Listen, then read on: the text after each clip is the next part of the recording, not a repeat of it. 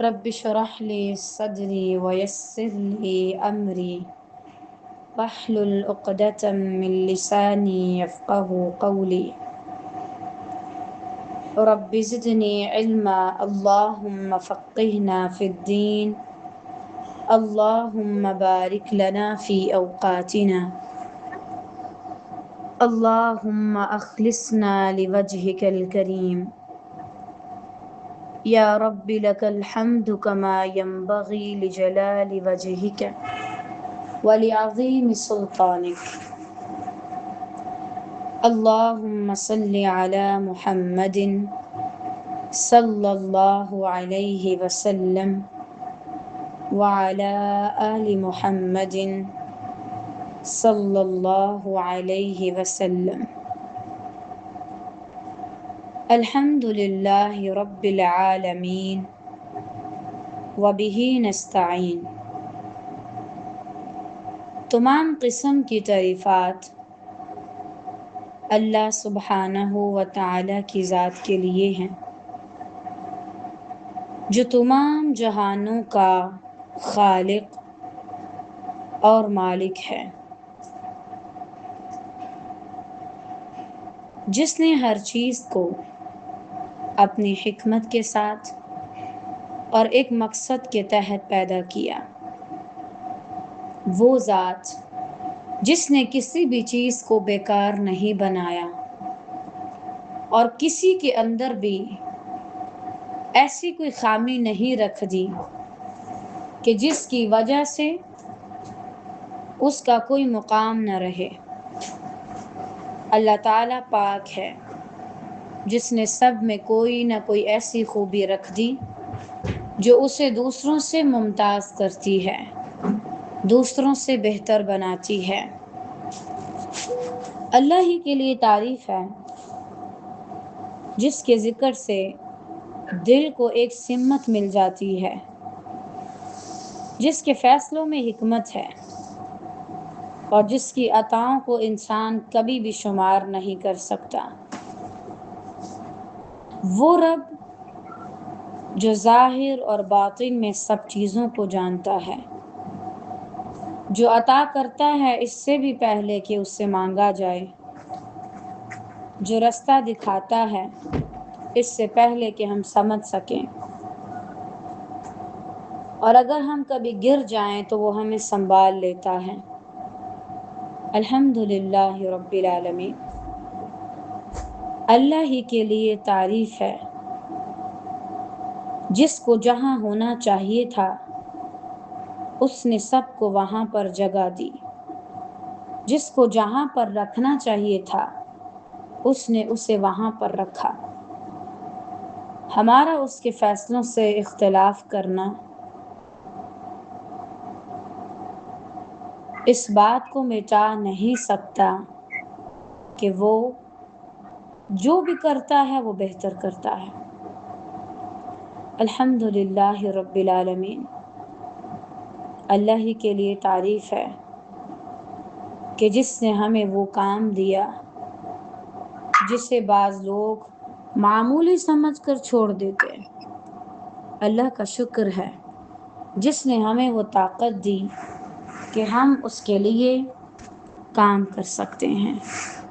الحمدللہ۔ اللہ تعالیٰ کی تعریف کے بعد اس کا شکر بھی لازم ہے۔ وہ ہمیں چنتا ہے۔ دیکھا کریں اور ان چیزوں کو بھی نوٹ کیا کریں۔ ہم بہت سی چیزوں کو نوٹ کرتے ہیں نا، مثلا کون کہاں مجھ سے بہتر ہے، کس کے پاس کہاں مجھ سے زیادہ ہے کچھ۔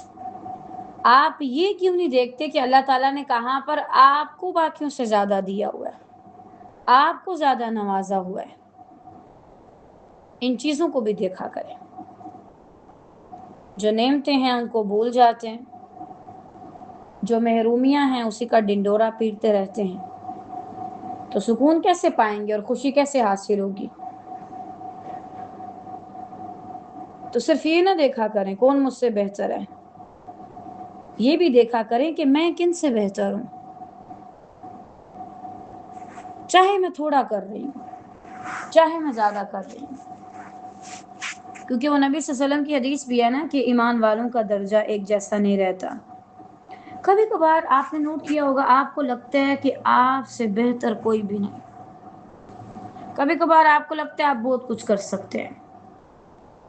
کبھی کبھار آپ کو لگتا ہے کہ آپ اپنے فرائض بھی ادا نہیں کر سکتے. کبھی کبھار آپ کو لگتا ہے جو آپ کر رہے ہیں نا آپ اس کے بھی قابل نہیں ہیں معاذ اللہ. یہ زندگی کا حصہ ہے. جس طرح زندگی میں باقی جگہوں پر اتار چڑھاؤ آتے ہیں اسی طرح انسان کی زندگی میں اس کی سوچ میں اس کی موٹیویشن میں اس کے حوصلے میں بھی اتار چڑھاؤ آتے ہیں. اگر آپ کی زندگی میں آپ کو حوصلہ مل رہا ہے تو اس کا یہ مطلب نہیں آپ بڑے پرفیکٹ بن گئے ہیں اور آپ اب مکمل ہو گئے ہیں. نہیں، وہ ایک کیفیت ہے، چلی جائے گی. اسی طرح آپ کا یہ سوچنا اور یہ محسوس کرنا کہ میں کسی کام کی نہیں اس بات کو ظاہر نہیں کرتا کہ آپ واقعی کسی کام کے نہیں معاذ اللہ. یہ بھی ایک وقتی کیفیت ہے، چلی جائے گی.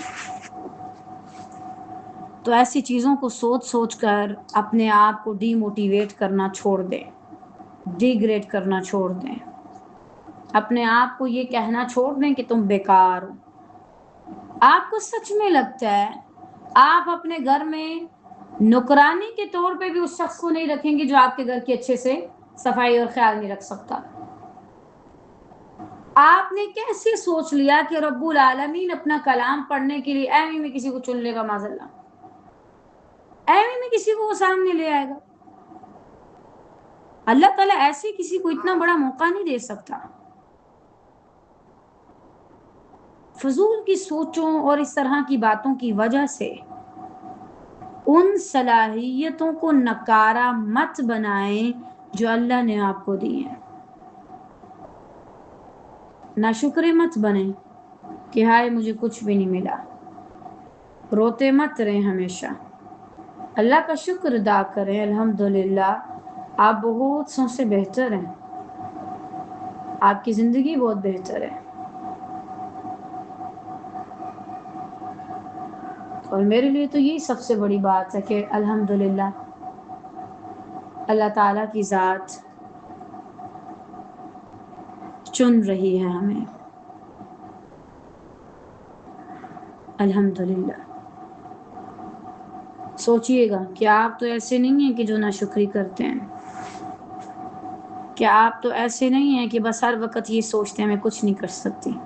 دیکھیں یہ نا امیدی جو ہے نا وہ آپ کو عجیب طرح کا بنا دے گی.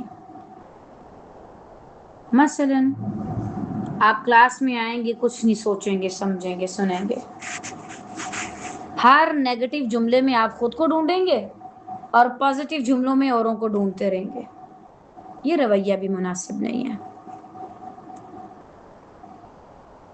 اگر آپ یہاں پر قرآن سننے کے لیے بیٹھے ہوئے ہیں تو یہ کسی فضل سے کم نہیں ہے. الحمدللہ. بہرحال ہم پڑھ رہے تھے پارہ 21 سورۃ الاحزاب. کل کے لیسن میں ہم لوگوں نے دیکھا تھا اللہ تعالیٰ کیا فرما رہے تھے.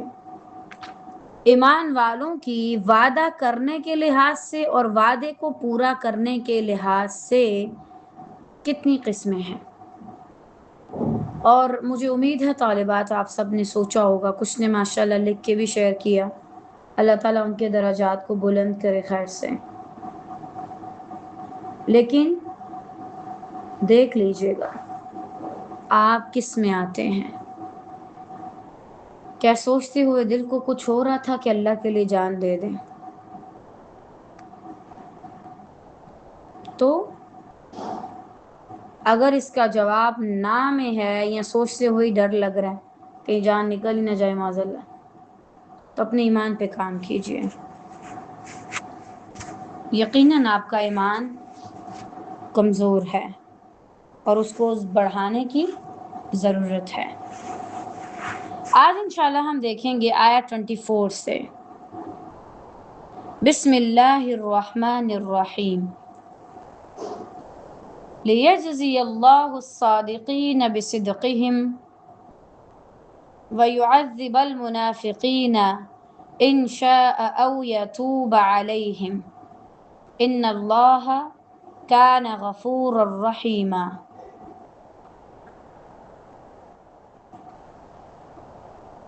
ये सारा कुछ किस लिए? ये इम्तिहान, ये आजमाना, परखना, इस तरीके से कि इंसान भी हैरान रह जाए मेरे साथ हो क्या रहा है। ये सारे इम्तिहानात, ये सारी आजमाइशें एक मकसद के तहत हैं।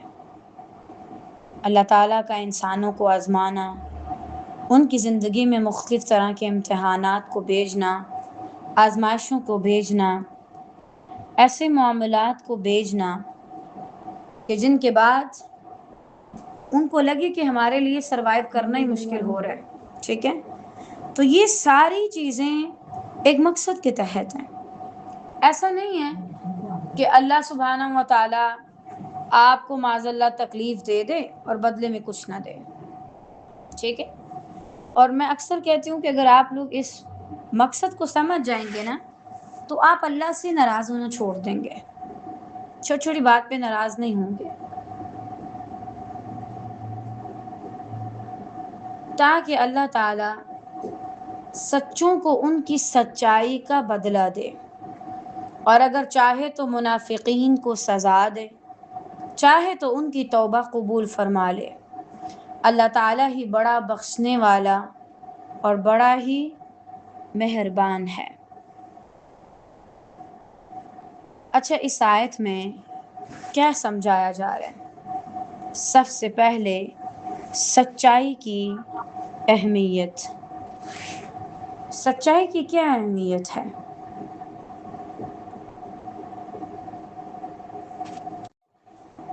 इस्लाम में सच्चाई की सबसे ज़्यादा अहमियत है। आप देखें, नोट करें तो जो सिद्क का लफ्ज़ है ना, सौद दाल कौफ, ये सिर्फ अपनी ज़ुबान से सच बोलने का नाम नहीं है कि आप सिर्फ मुंह से सच बोल रहे हैं, नहीं, बल्कि अपनी नीयत, अपनी बातें, अमल, वादे, मुआमलात, तल्लुकात,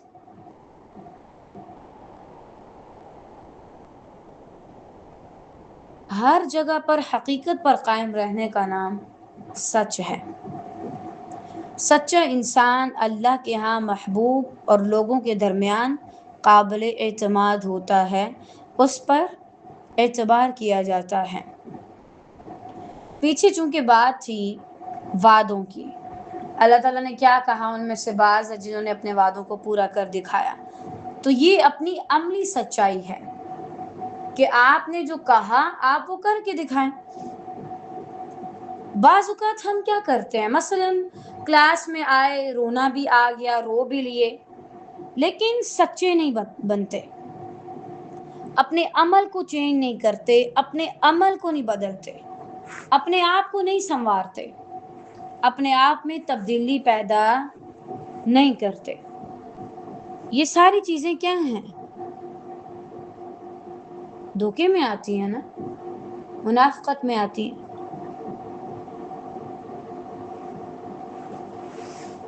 वादे तो कर लिए, अब निभा नहीं रहे, तो इन कामों से इंसान को बचना चाहिए जहाँ तक हो सके। नबी सल्लल्लाहु अलैहि वसल्लम ने फरमाया, तुम सच्चाई को लाजिम पकड़ो, क्योंकि सच्चाई नेकी की तरफ ले जाती है और नेकी जन्नत की तरफ। मज़ीद आप सल्लल्लाहु ने एक और रिवायत में फरमाया, एक आदमी मुसलसल सच बोलता रहता है यहाँ तक कि अल्लाह ताला के यहाँ वो सिद्दीक लिख दिया जाता है, इंतहाई सच्चा। और मैं आपको बता चुकी हूँ कि ये सिर्फ बातों में सच्चा होना नहीं, अपने अमल में, रवैये में आप जैसे हैं वैसे रहें। अपने ऊपर लिबादे ओढ़ने की कोई ज़रूरत नहीं है, वो जज्बात ज़ाहिर करने की ज़रूरत ही नहीं है जो आपके दिल से ताल्लुक़ ही नहीं रखते, और महज आप दूसरे को दिखाना चाह रहे हैं, इसका और कोई भी मकसद नहीं।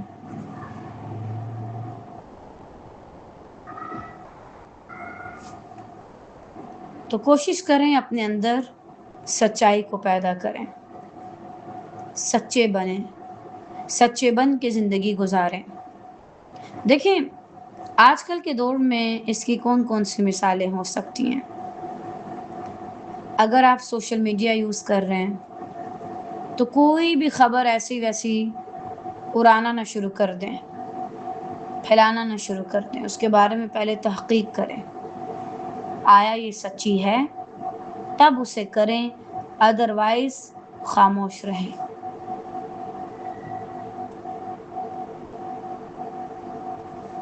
اسی طرح اپنے عمل کو بدلیں۔ دیکھیں اگر آپ صرف کلاس میں آئیں گے، لیکچر سنیں گے، ایموشنل ہوں گے، تو پتہ پھر آپ کی زندگی میں ایک وقت کیسا آئے گا، آپ اپنے وعدوں پر خود ہنسیں گے، کہتی ہو کرتی کچھ بھی نہیں۔ خود سوچیں کہ کتنی عجیب زندگی ہے نا۔ اچھا میں نے ایک کورس کیا، میں نے کہا اس کے بعد نا میں نے فلاں کام نہیں کرنا، میں دوبارہ وہی کام کر رہی ہوں، یہ غلط کام تھا، یہ آئندہ کے بعد نہیں کروں گی، پھر سے وہی غلط کام کرنا۔ یہ ساری چیزیں کیا ہیں حقیقت میں؟ یہ آپ کو آپ کی نظروں میں گرا دیتی ہیں۔ ایک وقت آتا ہے پھر آپ کوئی بھی دعویٰ کرنے سے پہلے خود ہی خاموش ہو جاتے ہیں کہ تم کون سے ایسے مانو گی، ایسے پورا کرو گی۔ مثلاً آج کے بعد میں کوئی چھٹی نہیں کروں گی، قرآن کو سنجیدگی سے پڑھوں گی، نوٹس بناؤں گی، آج کچھ لکھ کے شیئر کروں گی، اب سے میں کوئی غلط ملت سٹیٹس نہیں لگاؤں گی۔ لیکن انسان پھر وہی سارے کام کرنا شروع کر دے۔ آپ کو پتہ ہے طالبات ہمارے اندر آج کل کی جو خاص طور سے یوتھ ہے نا، اس کے اندر یہ سب سے بڑا پرابلم ہے، وہ نہ سچی نہیں ہے، نہ اپنے ساتھ، نہ اوروں کے ساتھ، نہ اپنے جذبات کے ساتھ، نہ اپنے دین کے ساتھ، نہ اللہ کے ساتھ۔ بس جھوٹ ہے، جھوٹ شو آف کراتی ہے، جھوٹے بننے کو پسند کرتی ہے۔ اب آپ یہی سے ذرا حساب لگا لیں ہمارے دور کا، اللہ کی پناہ بہت سے کپلز جن کو ہم دیکھتے ہیں بڑے ہیپی لائف ہیں، کہ ہم ان سے بڑا امپریس ہوتے ہیں اور ہم اپنے گھر والے سے لڑنا شروع ہو جاتے ہیں کہ دیکھو وہ ایسے کرتے تم ایسے نہیں کرتے۔ اچھا کیا آپ نے پھر دیکھا کچھ ہی ٹائم بعد اللہ کی پناہ کیا ہوتا ہے، سارا کچھ کھل کے سامنے آتا ہے۔ اب اس میں کیا ہو رہا ہوتا ہے، اچھا یہ مجھے مارتا تھا، گالیاں دیتا تھا، اللہ معاف کرے، ایک کا میں نے کچھ ٹائم پہلے انٹرویو سنا، پتا ہے وہ کیا کہہ رہی ہے کہ یہ جو اتنے بڑے لیول پہ میری برتھ ڈے اور باقی ڈیز سیلیبریٹ کیے جاتے تھے، یہ میں سارا ارینجمنٹ خود کرتی تھی، میں خود پیسہ لگاتی تھی اور سوشل میڈیا پہ یہ بتاتی تھی کہ یہ میں کر رہی ہوں، سوری یہ میرا ہسبینڈ کر رہا ہے۔ کسی کو پتہ ہی نہیں ہوتا تھا کہ میں خود پیسہ لگا رہی ہوں، خود کر رہی ہوں، صرف اس کو انویٹیشن دیتی ہوں کہ چلو آ جاؤ، سب کو پتہ چلے یہ تم نے میرے لیے کیا ہے۔ اب دیکھیں یہ کتنا نقصان کی بات ہے۔ آپ نہ صرف یہ کہ خود ایک جھوٹ پر مبنی زندگی گزار رہے ہیں اور جھوٹے کومنٹس لے رہے ہیں، جھوٹی تعریفیں لے رہے ہیں، جھوٹے لائکس لے رہے ہیں، جھوٹے ویوز لے رہے ہیں، وہاں پر دیکھیں آپ اوروں کو کیا دکھا رہے ہیں، اوروں پر بھی آپ یہی والا اثر ڈال رہے ہیں، اوروں کو بھی آپ اپنے جھوٹ سے امپریس کر رہے ہیں، ٹھیک ہے نا؟ تو بہرحال ان چیزوں سے بچیں، کسی سے متاثر مت ہوں اور نہ ہی کسی کو خود سے متاثر کریں۔ اب مثلا ایک انسان ہے وہ ہمیں بڑا نیک نظر آتا ہے لیکن حقیقت میں وہ نیک نہیں ہے اور ایسے گناہ کرتا ہے جس سے اللہ ناراض ہوتا ہے۔ اگر کوئی توبہ کر لے ٹھیک ہے، اس کا اور اللہ کا معاملہ، اگر کوئی توبہ نہ کرے تو یہ منافق شخص ہے، لوگوں کے سامنے آتا ہے کچھ اور دعوے کرتا ہے، تنہائی میں جاتا ہے کچھ اور عمل کرتا ہے۔ تو سچوں کو جزا ملے گی، سچوں کے لیے بھلائی ہے، سچوں کو خیر ملے گی، جو سچے نہیں ہیں وہ چلے جائیں گے، خسارہ اٹھائیں گے۔ اب دیکھیں یہاں پر نہ صرف یہ کہ ایک اپنی پرسنل لائف کو لے کے، اپنی پرائیویٹ لائف کو لے کے لوگ جھوٹی باتیں پھیلاتے ہیں اور سچائی کو بالکل توجہ نہیں دیتے، اپنی توبہ میں بھی جھوٹ ہیں۔ مثلاً آج سے میں یہ کام نہیں کروں گی، دوبارہ سے وہی کام کر لیا، آئندہ جھوٹ نہیں بولوں گی، آئندہ غیبت نہیں کروں گی۔ ہمارے اندر اتنی کمزوری آ کیسے گئی؟ کیسے ہمارے اندر اتنی کمزوری آ گئی کہ ہم کچھ بھی کر ہی نہیں پا رہے، ہم سے کچھ ہو ہی نہیں رہا۔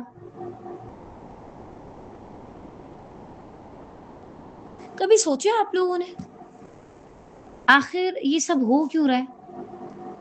اچھا خدا نخواستہ آج کل تو انتہا درجے کا عجیب عجیب ہمارے معاشرے میں ہو رہا ہے سارا کچھ۔ اگر آپ لوگ نوٹ کریں تو ہمارے ہاں جو خدا نخواستہ غلط قسم کی ویڈیوز دیکھتے ہیں، یہ آج کل جو آپ کو اس طرح کے کیسز ملتے ہیں نا، یہ کیوں ملتے ہیں؟ یہ گند دیکھ دیکھ کے۔ ظاہر بات ہے، دیکھیے سنیں، آپ جو دیکھیں گے آپ وہ کرنے کی بھی کوشش کریں گے۔ اب جیسی آپ گندگی دیکھتے ہیں وہی آپ کرنا بھی چاہتے ہیں اور کرتے بھی ہیں۔ اب اس میں اگلے کی جان جا رہی ہے، کیا ہو رہا ہے، آپ کو اس سے کوئی فرق نہیں پڑتا۔ میں ان دنوں کچھ خبریں دیکھ رہی تھی اور واللہ میری روح تک کام گئی۔ مجھے اس بات پہ تعجب ہو رہا ہے کہ ہم صرف کسی کو نا آج کل جان سے نہیں مار رہے، ہم نا پتہ نہیں کون سے بدلے نکال رہے ہیں۔ یعنی خدا نخواستہ کسی پہ تیزاب پھینکنا، اس کی لاش کی بے حرمتی کرنا، اس کو نا ٹارچر کرنا، اس کو اذیت دینا، یہ کیوں ہے سارا کچھ ہمارے ارد گرد؟ اور جب ایسے لوگوں سے کہا جائے وہ کیا کہتے ہیں؟ جی ہم بڑی کوشش کرتے ہیں، ہم سے کنٹرول نہیں ہوتا، ہم سے رہا نہیں جاتا، ہم پھر بھی غلط قسم کی ویڈیوز دیکھ لیتے ہیں، ہمیں خود سمجھ نہیں آتا ہمارے ساتھ کیا ہو رہا۔ بھائی ایسی بھی بات ہے اپنے آپ کو بندہ نہ سمجھ سکے، ہر انسان خود کو سمجھتا ہے۔ یہ ساری جھوٹی باتیں ہیں۔ سچ پر استقامت اختیار کرنا یا سچے بنے رہنا اپنی توبہ میں، اپنی باقی چیزوں میں کیوں مشکل ہے؟ اس کی کئی وجوہات ہیں۔ سب سے پہلے اللہ تعالیٰ پر یقین کی کمزوری، چاہے رزق ہو، چاہے کوئی بھی معاملہ ہو۔ اگر آپ اللہ پر یقین نہیں کرتے تو آپ دھوکہ کھا جائیں گے، کبھی رزق کے لیے، کبھی شہرت کے لیے۔ اب دیکھیں آج کل جو لوگ دوسروں کو مارتے ہیں جان سے، اچھا بھائی یہ معاذ اللہ استغفر اللہ اتنی سی عمر میں اتنا بڑا مشہور کیسے بن گیا، یا اس نے اتنا بزنس کیسے کھڑا کر دیا، جو بھی ہے، اگر آپ صرف اتنی سی بات کو سمجھ لیں کہ اللہ نے جس کو جہاں پہ رکھا ہے وہ صحیح ہے، تو آپ وہی رہیں گے جو آپ ہیں، آپ اس سچائی کو مان لیں گے۔ سچائی کو ماننا مشکل تب ہوتا ہے جب ہم اللہ کو نہیں مانتے، اللہ پر یقین نہیں کرتے۔ بھائی ٹھیک ہے اللہ نے اسے یہ دیا، مجھے یہ دے دیا، کافی ہے۔ پتہ سنیں، اگر اللہ تعالیٰ کوئی چیز مجھے نہ دے تو میں اس کو نہ دیکھوں، کیوں بھائی؟ بس نہیں ہے تو نہیں۔ اس کے علاوہ نقصان کا خوف ہوتا ہے، انسان ڈرتا ہے کہ سچ بولنے سے یا اس کو ماننے سے تعلق، نوکری یا کوئی فائدہ نہ چلا جائے، میرا لاس نہ ہو جائے، مجھے نقصان نہ ہو جائے، کیا کروں گا؟ یہ جو خوف اور ڈر ہے نا، یہ انسان کو سچ نہیں بولنے دیتے، یہ آپ کو جھوٹا بنا رہے ہیں۔ دیکھیں آج بھی تو لوگوں کا خوف ہے، ان کو خوش کرنے کی خواہش ہے، ہم حقیقت چھپا دیتے ہیں، کچھ اور ظاہر کرتے ہیں۔ جہاں بھی سچ کا معنی آئے تو اس کو معمولی معنوں میں مت لیں، اس پر بہت زیادہ غور و فکر کریں، کیونکہ سچ کا معنی بہت وسیع ہے، وہ سچ رکھتا ہے۔ اسی طرح بعض اوقات انسان کے ماحول کا اثر ہوتا ہے، اور اس کو ایک اللہ تعالیٰ پر یقین نہ ہونا اور دوسرا ماحول کا اثر ہونا۔ میری نظر میں یہ دونوں چیزیں ٹاپ لسٹ پہ آتی ہیں جو آپ کو جھوٹا بناتی ہیں اور سچ پر جمنے نہیں دیتی۔ ماحول کا واقعی بڑا اثر ہے، اپنے ارد گرد اچھے لوگ رکھیں۔ آج کل نا ہمیں اس چیز سے کوئی فرق نہیں پڑتا کہ ہمارے ارد گرد کون سے لوگ ہیں، ہمیں اپنے ارد گرد مالدار چاہیے، پیسے والے چاہیے، لیکن ایسے لوگ نہیں چاہیے کہ جو اللہ تعالیٰ سے ڈرتے ہیں۔ ایسے لوگ نہیں چاہیے جو سچ بولتے ہیں. ہمیں اپنے ارد گرد وہ لوگ چاہیے کہ اگر ہم ان کے ساتھ 2-3 لوگوں میں بیٹھے ہوں تو ہمیں بڑا ہی اچھا لگے. بھائی واہ ماشاء اللہ کس بڑی ہستی کے ساتھ بیٹھی ہوئی ہے. اپنے ماحول کو چیک کریں، ذرا سب بات چیک کریں آپ کی کمپنی کیسی ہے، کن لوگوں کے ساتھ آپ لوگ رہ رہے ہیں، کیسے لوگ ہیں جن کی صحبت آپ لوگوں نے اختیار کی ہوئی ہے. اگر آپ کے ارد گرد یہی سارا گند مند ہو رہا ہے تو آپ بھی ایسے بنتے جائیں گے. اگر آپ کی دوست جھوٹ بول لیتی ہے نا، بڑی آسانی سے یہ باتیں چھپانا شروع کرتی ہے، تو آپ بھی ویسے بننا شروع ہو جاتے ہیں. باتوں کو گمانا، ادھر کی ادھر کرنا، نمازوں کو لیٹ کرنا، پابندی نہ کرنا، آپ ایسے ہی بنتے جائیں گے.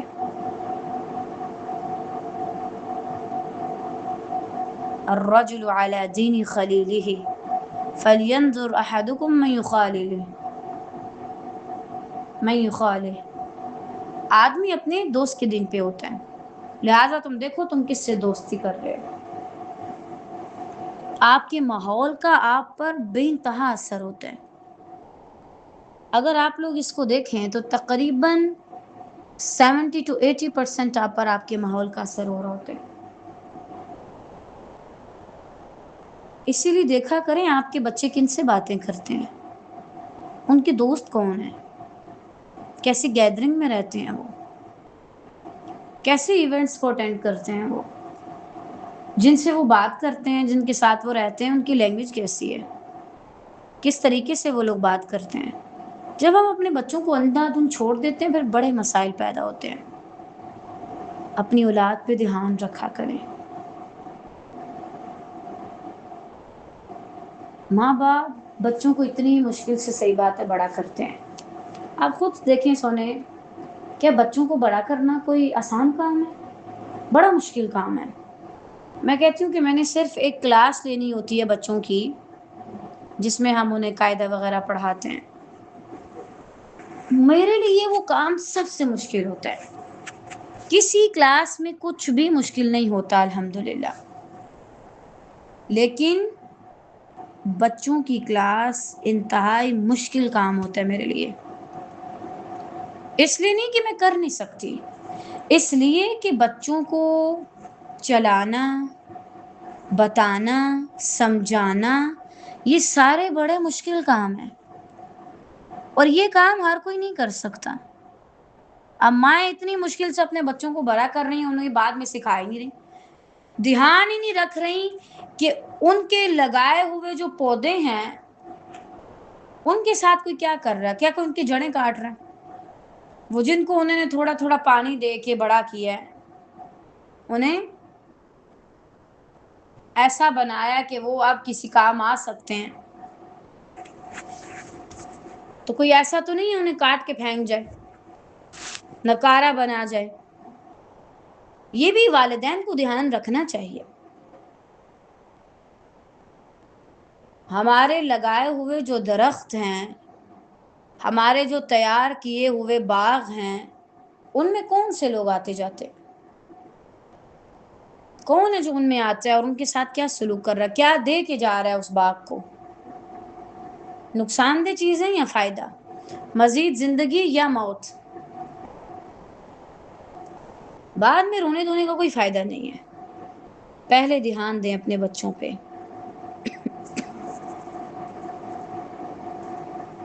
پہلے دیکھیں کہ وہ کدھر ہیں، کیا کر رہے ہیں.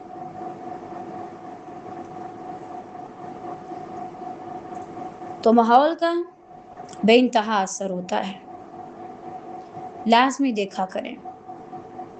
آپ خود نوٹ کریں. اچھا اگر آپ کے ارد گرد کوئی ایسی آپ کی ساتھی ہے نا جو کہہ دے چلو اس بار رہنے دو، یا کلاس کے دوران وہ آپ سے چیٹنگ میں بات کری جا رہی ہے بنا کسی مقصد کے اور آپ کو روک نہیں رہی، واللہ یہ بھی آپ کی دشمن ہے، اس کو بھی چھوڑ دے. اصل مخلص دوست تو وہ ہے جو اچھائی کا حکم دے، برائی سے روکے. ماحول کو چیک کیجیے. کل میری اپنی کسی فیلو سے بات ہو رہی تھی، اللہ تعالیٰ ان پر رحم کرے، کافی ٹائم بعد ہوئی میری بات. وہ بھی ان کا کوئی سٹیٹس لگا تو مجھے ذرا نامناسب سا لگا، میں نے ان کو بتا دیا. اچھا اس نے مجھے اپنے دوست کے بارے میں بتایا اور ان کی ماشاءاللہ کافی اچھی آپس میں نا دوستی ہے۔ تو میں نے ان سے پوچھا کہ تم لوگ کی آپس میں کیسی دوستی ہے، کیا کرتے ہو تم لوگ، کیسی باتیں ہوتی ہیں؟ کہتی ہے صرف اس بات سے اندازہ لگا لو کہ اس نے پرسوں اپنی عصر کی نماز لیٹ کی تھی اور میں کتنے ٹائم اس سے ناراض ہوئی، صرف اس بات کی وجہ سے اس نے عصر کی نماز لیٹ کیوں کی۔ نہ میں نے اس کی کال اٹینڈ کی، نہ میں نے اس سے بات کی، نہ میں نے اس کے میسج سین کیے، نہ اس کا رپلائی کیا۔ اور الحمدللہ آج کے دور میں بہت بڑی چیز ہے بھائی، آپ کو کسی سے محبت ہو پھر وہ اللہ کے لیے ہو، اور آپ ایسا کسی کو ماحول دیں جس سے اس کی زندگی بڑھے، اس کو زندگی لگے، نہ کہ اس کی جو زندگی ہے وہ بھی ختم ہو کے رہ جائے بیچارے کی۔ دیکھیں آپ لوگ یہاں پہ ایک اچھے اسٹوڈنٹ کی طرح پڑھ لیتے ہیں، آپ لوگ اپنے اوپر بڑا کام کرتے ہیں، نظر بھی آتا ہے، لیکن اگر یہاں سے اٹھ کے جا کے آپ ایسے کسی فیملی ایونٹ پہ چلے جائیں، فنکشن پہ چلے جائیں جہاں پہ گانے بج رہے ہیں، تو آپ کیا ہی کریں گے؟ تو اسی لیے اپنے ماحول کو صاف ستھرا رکھیں۔ یہ آپ سے آپ کی سچائی، آپ کا عمل سارا کچھ چھین لیں گے۔ آگے فرمایا اور اگر چاہے تو منافقوں کو سزا دے دے یا ان کی توبہ قبول کر لے، یعنی انہیں اسلام قبول کرنے کی توفیق دے دے۔ اس جملے کو پڑھ کے مجھے بڑی حیرانگی ہو رہی ہے، کیا منافق اللہ تعالیٰ کے ہاں مسلمان نہیں ہے؟ بالکل مسلمان نہیں ہے۔ اگر ہوتے تو اللہ تعالیٰ کبھی بھی یہاں پر یہ نہ کہتے۔ یتوب علیہم کا مطلب ہے کہ وہ اسلام لے آئے سچے معنوں میں۔ تو منافق بندہ اپنے ایمان کی فکر کرے، کیونکہ اللہ کے ہاں تم مومن نہیں ہو، تمہارا ایمان ہی نہیں تمہارے دل میں۔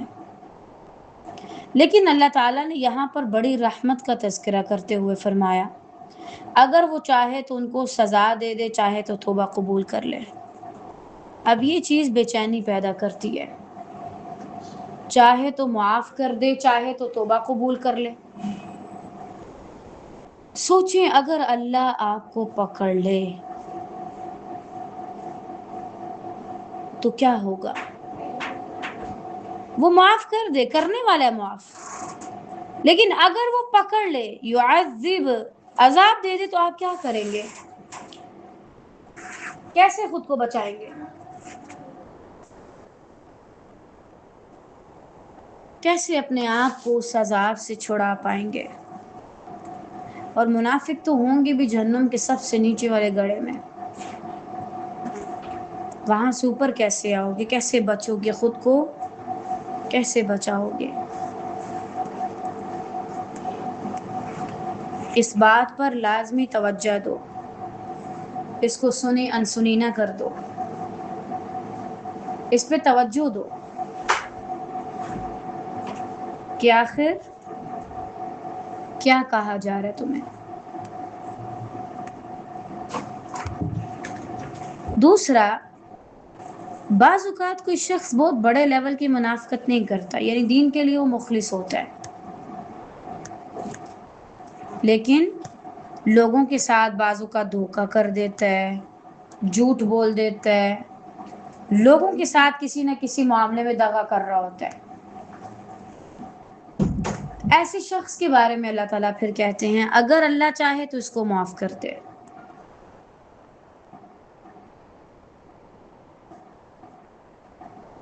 اور اگر چاہے تو اسے سزا دے۔ یعنی اگر آپ نے کسی کے ساتھ برا کیا ہے تو ہو سکتا ہے آپ کو توبہ کی توفیق مل جائے تو آپ بچ جائیں، لیکن اگر توبہ نہ کی تو پھنس جائیں گے۔ اچھا یہاں پر ایک چیز کا فرق سمجھیں، امیدوں میں اور دھوکہ کرنے میں فرق ہے۔ مثلا ہمارے ہاں بہت سے لوگوں کو لوگوں سے گلا ہوتا ہے کہ اس نے مجھے چیٹ کیا ہے، اس نے مجھے دھوکہ دیا ہے۔ اصل میں اس بیچارے کو خود بھی سمجھ نہیں آ رہا ہوتا کہ اس کے ساتھ ہو کیا رہا ہے۔ یہ آپ کی ایکسٹرا امیدیں ہیں جو نہیں ہونی چاہیے. مثلا یہ مجھ سے کبھی کچھ نہیں چھپائے گی. بھائی یہ کیسے ہو سکتا ہے؟ ہم تو اپنی شوہر کو بھی سارا کچھ نہیں بتا سکتے، کچھ باتیں شوہر سے بھی چھپانی پڑتی ہیں، اور آپ کہہ رہی ہیں کہ آپ سے کچھ نہ چھپایا جائے. یہ تو امید ہی بغیر کسی تک کے ہے، اس کی تو کوئی تک بنتی نہیں ہے. ٹھیک ہے نا؟ دھوکے میں، کسی کو دھوکا دینے میں اور اس طرح کے معاملے میں فرق ہے. اب اگر آپ نے کسی سے زیادہ امید لگا لی تو یہ آپ کی غلطی ہے، اور اگر وہ آپ کی امید پہ پورا نہیں اترا تو آپ اس سے ایک چیٹر نہیں کہہ سکتے اس نے مجھے چیٹ کیا. آپ اسے پہلے بتائیں، دیکھو میری تم سے یہ امیدیں ہیں، اس معاملے میں ذرا خیال کرنا. لیکن اگر بتایا ہی نہیں کبھی، اور اس بیچارے کی اپنی کچھ باؤنڈریز ہیں، اس کی کچھ اپنی حدود ہے، اس کی اپنی پرائیویسی ہے، تو آپ ایسے بندے پہ منافقت کا ٹیگ نہیں لگا سکتے. اس چیز کو سمجھیے تاکہ زندگی آسان ہو. کہاں پر واقعی کسی نے مجھے دھوکا دیے اور کہاں پہ واقعی میری طرف سے زیادہ امید تھی اور مجھے اپنی زیادہ امید کی وجہ سے نقصان پہنچا ہے. ٹھیک ہے؟ سچائی کو اپنائیں، اپنے عمل میں سچے بن کے رہیں، اللہ تعالیٰ کے احکامات پر عمل کریں، منافقوں سے بچیں، خود بھی منافقت اختیار کرنے سے بچیں، اپنے آپ کو منافقت والے رویوں سے بالکل دور لے جائیں، اور اس بات کو سمجھ لیں کہ اگر اللہ چاہے آپ کو اس پہ سزا دے دے، اگر اللہ چاہے تو آپ توبہ کر لیں. لیکن وہاں پر ایک الگ قاعدے کو بھی سمجھنا ضروری ہے کہ کہاں پر واقعی کسی نے مجھے دھوکا دی ہے، میرے ساتھ دغا بازی کی ہے، اور کہاں پر واقعی میری غلطی تھی، میری طرف سے تھوڑی امید زیادہ تھی.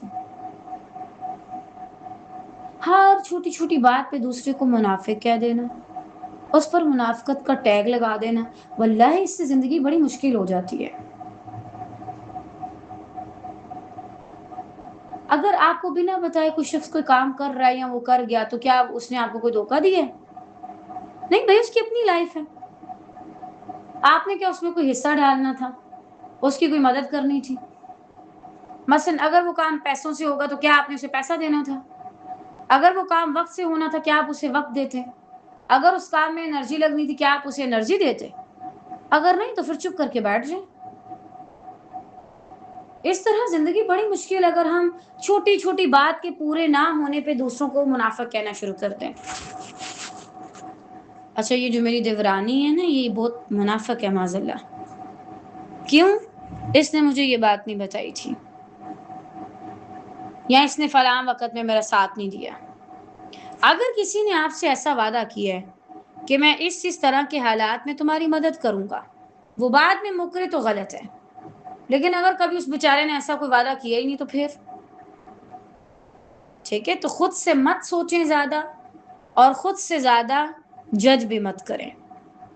تب جا کے آپ کی جو مشکلوں بھری زندگی ہے نا، یہ تھوڑی سی آسان ہو سکتی ہے. یہ پہلے مشکل ہے، اور آپ کے اس طرح کے رویے اور باتیں اور امیدیں اس کو مزید مشکل بنا دیں گی. اچھا یہاں پر تیسرا پوائنٹ یہ ہے، اگر آپ نے آج کسی کے ساتھ آج تک منافقت کی ہے، دھوکا دیا ہے، اس سے معافی مانگیے. اگر آپ اس سے معافی نہیں مانگ سکتے، اس کے لیے صدقہ کیجیے، اس کے لیے دعائیں کیجیے، اس کو خوشی دیجیے، سلام کرنے میں اس کے ساتھ پہل کیجیے، اگر وہ کوئی غلطی کر دے اس سے درگزر کر دیجیے. اس دنیا میں سب سے بڑا جرم یہ ہے کسی کو بے وقوف بنانا، دھوکا دینا، دو نمبری کرنا، کسی کے ساتھ دو چہرے رکھنا. غصہ آ رہا کر دو، ظاہراً رو، کنٹرول کر رہے تو بھی بتا دو، لیکن دو چہرے لے کے مت آؤ. یہاں لوگ ایک چہرے کی کیئر کرنے سے اتنے بیچارے پریشان ہیں. مجال ہے بھائی، ہمت ہے ان لوگوں کی کہ جو دو دو تین تین چہرے لیے پھر رہے ہیں. اپنا چہرہ ایک ہی رکھیں، وہی جو اللہ نے آپ کو دیا ہے، اور اس کو لے کر اس حال میں اللہ کے پاس جائیں کہ آپ پر کوئی عذاب نہ پڑے، وبال نہ پڑے۔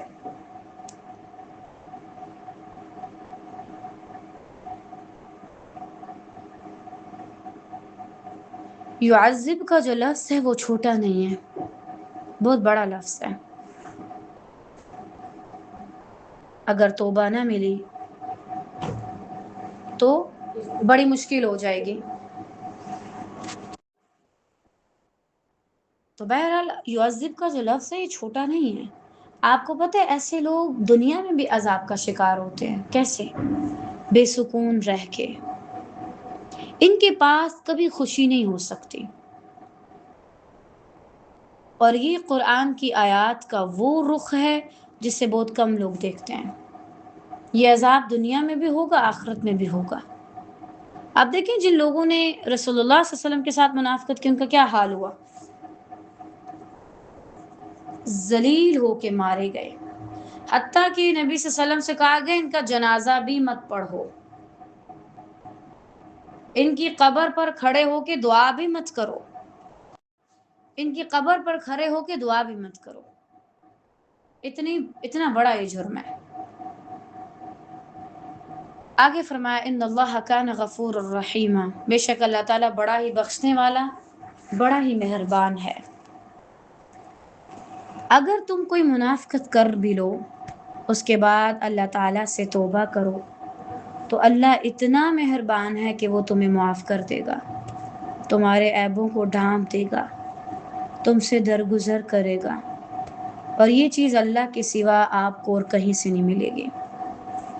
پتہ ہے شاید ہم کبھی بھی منافقت معاف نہیں کر سکتے، نہیں کر سکتے۔ اگر کوئی کر سکتے تو مجھے ضرور بتائے، میں دیکھوں کہ آپ کے اندر اتنی مضبوطی کہاں سے آئی، ماشاءاللہ۔ لیکن انسان منافقت کو معاف نہیں کر سکتا، اور وہ دوبارہ اس پہ ٹرسٹ بھی نہیں کر سکتا۔ اگر اللہ کے لیے کر بھی دے، بھول نہیں سکتا۔ وہ صرف اللہ کی ذات ہے جو منافقت پر بھی اگر آپ سچے دل سے توبہ کر لیں تو آپ کو معاف کر دے گا۔ تو اللہ کی طرف چاہیے۔ اچھا، لوگوں سے نا ایک حد تک معافی مانگیے، کیونکہ وہ آپ کو نہیں معاف کر سکتے، وہ خدا نہیں ہے نا، معاذ اللہ وہ انسان ہے۔ تو وہ یہ بات کیسے بھول سکتے ہیں کہ وہ ایک انسان ہے؟ انہیں پتہ ہے وہ خدا نہیں ہے، معاذ اللہ، اور معاف کرنا خدا کی صفت ہے۔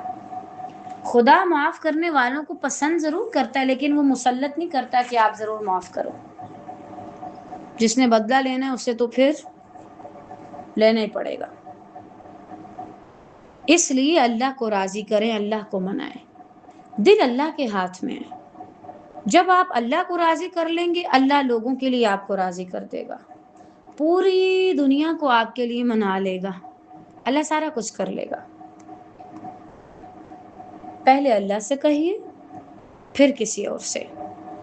پہلے اللہ سے کیجیے، پھر کسی اور سے۔ اور ایسے رب سے کون بے وقوف شخص ہے جو دور بھاگنا چاہے گا، معاذ اللہ؟ جو معاف کرتا ہے، اتنی محبت کرتا ہے، خیال رکھتا ہے، جو بڑے سے بڑا جرم بھی ہو تو معاف کر سکتا ہے۔ ایسے رب کو چھوڑنا اور اس سے دور جانا صرف بے وقوفی ہے۔ تو بہرحال سچ کو اپنائیں، اپنی زندگی میں سچائی کو لے کر کے آئیں۔ خود سے سوال کیجیے گا آج میں نے کہاں کس سے منافقت کی ہے؟ اور منافقت ہوتی ہے لوگوں کے ڈر کی وجہ سے بھی۔ میں نے آپ کو بتایا نا، سچائی انسان کیوں نہیں کہہ سکتا جب لوگوں کا ڈر ہو۔ لوگوں کا ڈر نکال دیں۔ سچ بولنے سے کوئی آپ کو چھوڑتا ہے تو چھوڑ دے، جھوٹ بول کے کسی کو ساتھ مت باندھے، ٹھیک ہے؟ بارک اللہ فیکم۔ اللہ تعالیٰ سے دعا ہے کہ وہ ہم سب سے راضی ہو جائے اور ہم سے اپنے دین کا بہترین کام لے۔ اللہ تعالیٰ ہمیں ایسا بنا دے جیسا وہ چاہتا ہے، اور ہمیں ان کاموں کے لیے چن لے جو اس کا قرب دیتے ہیں، جو اس سے قریب کرتے ہیں۔ اللہ تعالیٰ ہمیں ایسے لوگوں میں شامل کر لے جو ساری زندگی سچ بولتے ہیں، سچ پر عمل کرتے ہیں اور سچے بنے رہتے ہیں۔ اللہ تعالیٰ ہمیں ایسے لوگوں میں شامل کر لے جن کے دلوں میں اللہ کی اتنی محبت ہوتی ہے کہ وہ اس کے سوا کسی سے نہیں ڈرتے، اس کے سوا کسی کے سامنے نہیں جھکتے، اس کے سوا کسی کے لیے اپنی خواہشات کی قربانی نہیں دیتے۔ اللہ تعالیٰ ہمیں ایسے لوگوں میں شامل کرے جن کو وہ اپنے دین کے لیے چن لیتا ہے۔ الہ عز و جل ہمارے جو کام باقی ہیں خیریت اور عافیت کے ساتھ ہم سے وہ لے لے، ہمیں توفیق دے یا رب ہم اچھے کام کر سکیں، اس سے پہلے کہ شیطان سستی دلا کر ہمیں پیچھے کر دے، ان کاموں سے محروم کر دے جو ہمیں خیر دیتے ہیں۔ یا رب اس سے ہم تیری پناہ چاہتے ہیں، بے شک تیری پناہ میں دی گئی چیزیں کبھی بھی ضائع نہیں ہوتی۔ یا رب ذوالجلال ہمیں ایسا بنا دے کہ ہم تیرے مقربین میں شامل ہوں، تجھے پسند آ جائیں، تو ہم سے محبت کرے، ہم تجھ سے محبت کریں، تو ہم سے ملاقات کا شوق رکھے اور ہم تجھ سے ملاقات کا شوق رکھیں۔ یا ربی ہمیں ہر وہ خیر دے جو تیرے قریب آنے کے لیے ضروری ہے، اور ہر اس شر سے اپنی پناہ میں رکھ جو تجھ سے دور کرتا ہے۔ الہی تو ہی وہ ذات ہے جو تمام قسم کے شر سے پاک ہے، تجھ سے کسی کو کوئی نقصان نہیں، تو مہربان ہے، پاک ہے۔ یا ربی اگر ہمارے اندر کوئی شر ہے تو اس سے ہمیں بھی بچا اور اوروں کو بھی اس شر سے بچا لے خیر سے، اور اگر تو نے ہم سے کسی کو شر دینا مقدر کیا ہے تو تو اپنی رحمت اور اپنے فضل سے اس کو خیر میں بدل دے، بے شک تو خیر اور شر دونوں کا رب ہے، دونوں ہی تیرے کنٹرول میں ہے، کچھ بھی تیرے قبضے قدرت سے باہر نہیں۔ یا ربی ہمیں ایسا بنا دے کہ لوگوں کو ہماری خیر ملے، وہ صرف ہماری خیر کو دیکھیں۔ یا رب ہمارے شر کو اس جگہ پہ چھپا دے کہ اس کا ایک نقطہ بھی کوئی نہ دیکھ سکے، خیر اور عافیت کے ساتھ۔ آمین یا رب العالمین۔ بارک اللہ فیکم۔